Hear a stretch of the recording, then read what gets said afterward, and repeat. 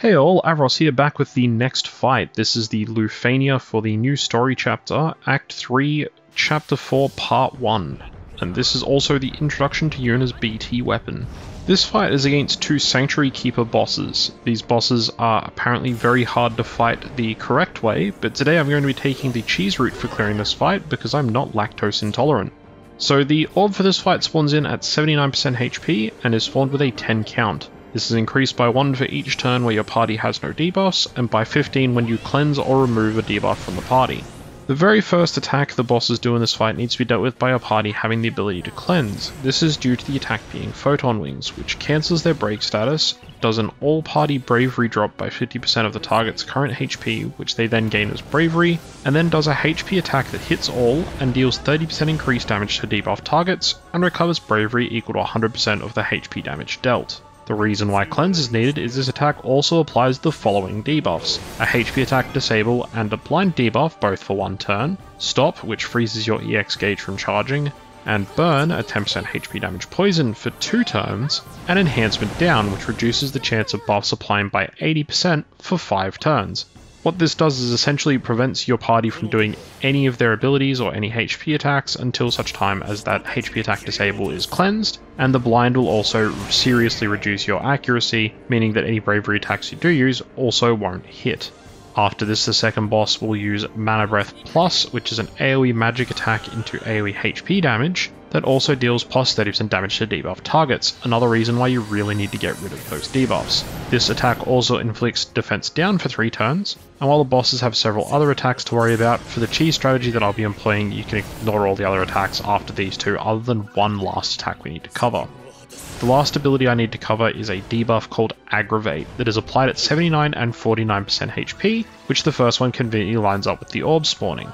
This debuff causes the boss that inflicted it to take an additional turn after the debuffed unit, similar to Eald'narche's Warp or Realm Sketch ability.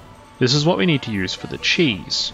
So the cheese to this fight works by the following steps. You need a BT user in your party, you need core, and you need a warp unit, and then essentially follow these steps and you should have no problems executing the cheese. So you need to get the bosses down to 79% HP and get your BT user afflicted with the Aggravate debuff. You need to ensure that core has linked with your BT user, and then you want them to go into BT mode. The boss will then stack up multiple turns immediately after the end of the burst effect due to Aggravate, and then once the burst phase is over and the Aggravate attacks are all stacked up, you need a free turn warp user, so Eald'narche or Realm, and then right after the BT phase ends, the boss will take their first Aggravate turn, and Realm or Eald'narche will warp to immediately after that turn, at which point you need to activate your summon, whichever summon it is that you have brought. You need to make sure it's charged by this point as well, and once you're in the summon, do an action with either Realm or Eald'narche, whichever warp unit it is you're using, and this will cause the loop to trigger. You could do this outside of summon, I assume, the problem being that the bosses getting their zooming to the start of the turn order via Aggravate would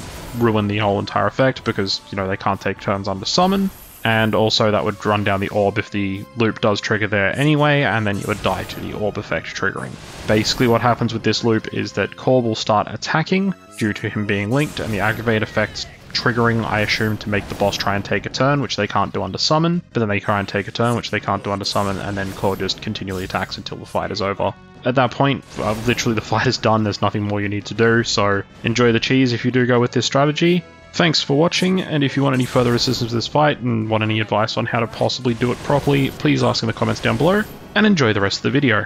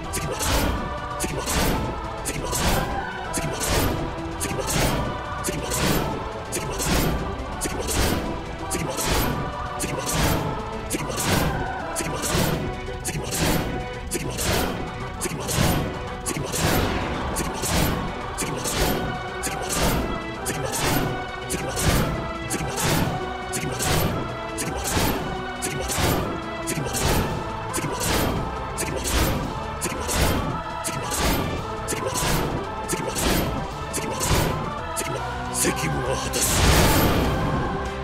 責務は果たす。